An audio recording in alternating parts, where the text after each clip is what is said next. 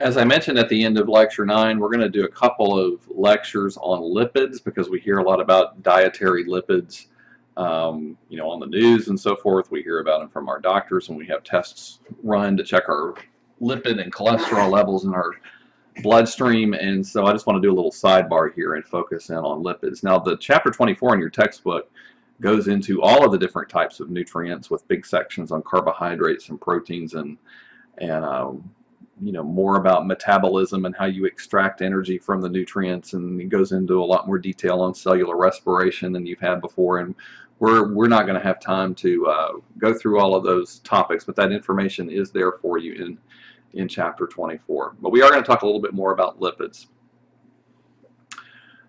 Okay, so lipids, you must take in lipids from your diet. Lipids are absolutely critical for our survival. They're not bad and evil like we tend to hear about or at times. Dietary sources. Most of the fats that you take in from your foods are in the triglyceride form. And again, triglycerides are fats that have a portion up here that's called glycerol, and then you've got a fatty acid number 1, fatty acid number 2, and fatty acid number 3. So, and the fatty acids are very hydrophobic. So there are different types of fatty acids. Not all fatty acids are the same. And fatty acids are, for the most part, they are long chains of carbons and hydrogens linked together. And a chemist would kill me for drawing it that way, but because there's more than one hydrogen there. But lots of carbons and hydrogens, and things that are built from just carbons and hydrogens don't like water. They're hydrophobic.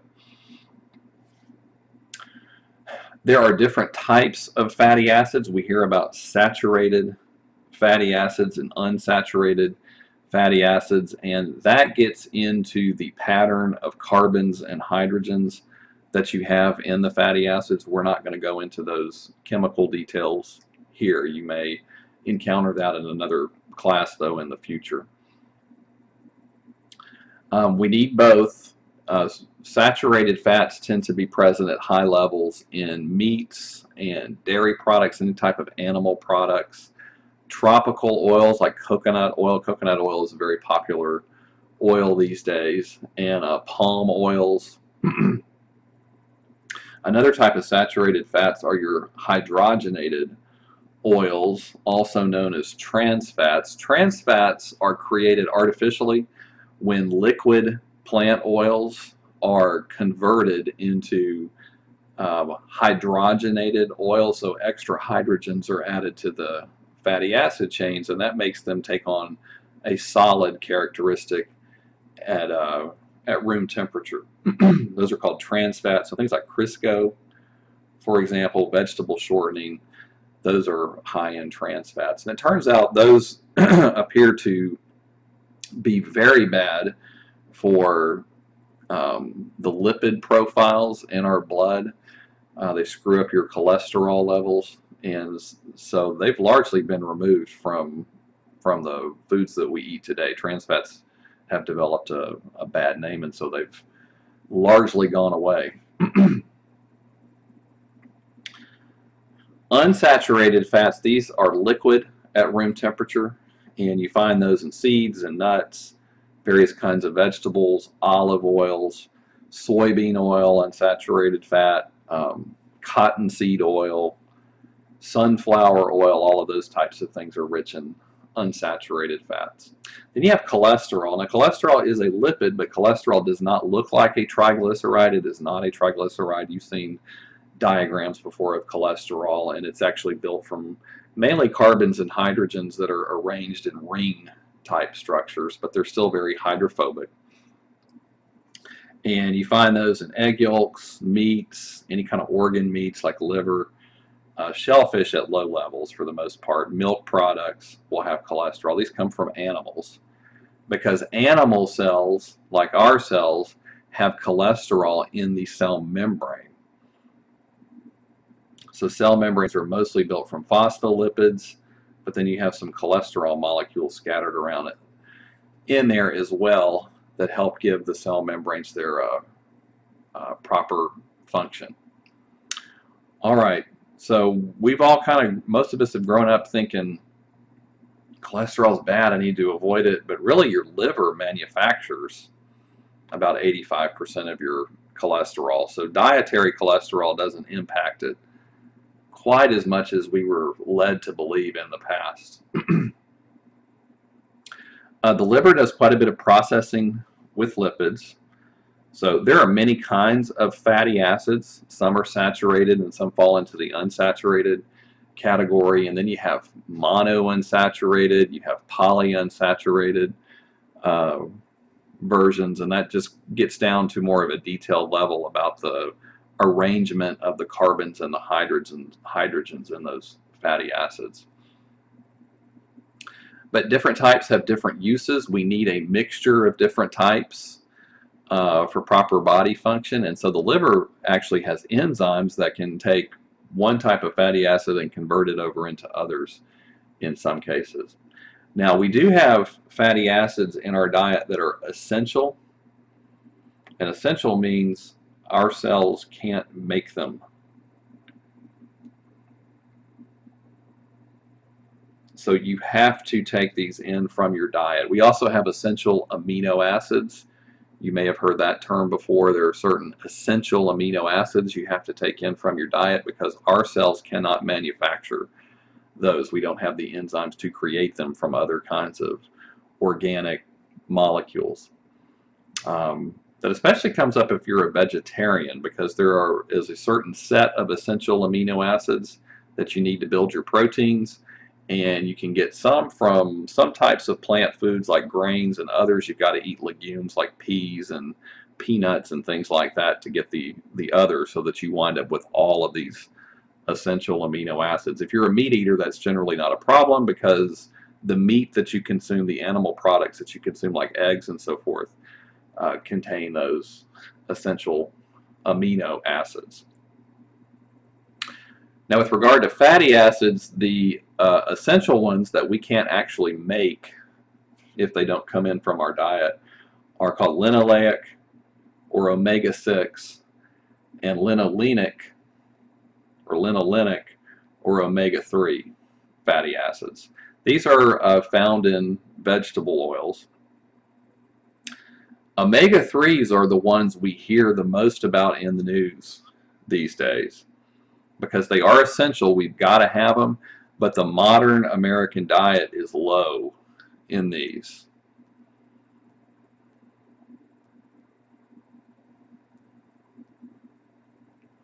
It is low in omega-3. Not omega-6, because we consume a lot of foods that are very rich in vegetable oils, like soybean oil, for example, is in tons of different things. So we take in a lot of omega-6 fatty acids, but it's generally thought we're not taking in the amount of omega-3 fatty acids that we need in our modern diet. So that's why we're advised to eat fatty fish, include that in our diets. Things like fatty tuna and salmon, especially wild salmon, not farm salmon, is very rich in omega-3 fatty acids. Walnuts, flax seeds, things like that. If you take a fish oil supplement, that's another source for these fatty acids as well. You must take these in. It's thought that there are a number of health problems that might be associated with low intake of omega-3 fatty acids in the American diet.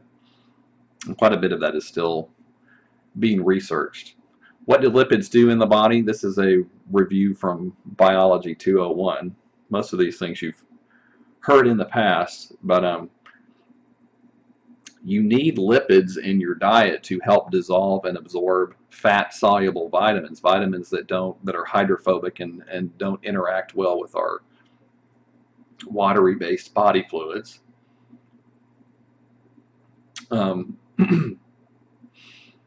People who go on extremely low-fat diets where they're hardly taking in any lipids can have problems with fat-soluble vitamin absorption, or people who are anorexic or bulimic are not taking in enough of those diets as well.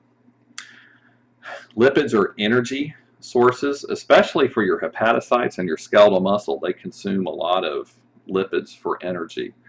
So they'll break them down, breaking the bonds, releasing the energy. Why are they doing that? They got to make ATP. So lipids are a source of energy that can be captured in the form of ATP as well. Adipose tissues, you store lipids in your adipose tissues. And you've learned before about what the functions of adipose tissues are. Oh, phospholipids,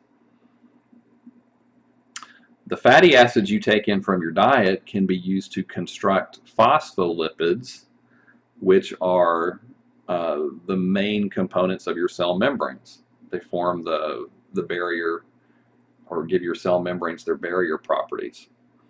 And you also have those in the myelin sheathing around your neurons. There are special lipids called prostaglandins, which are signaling molecules.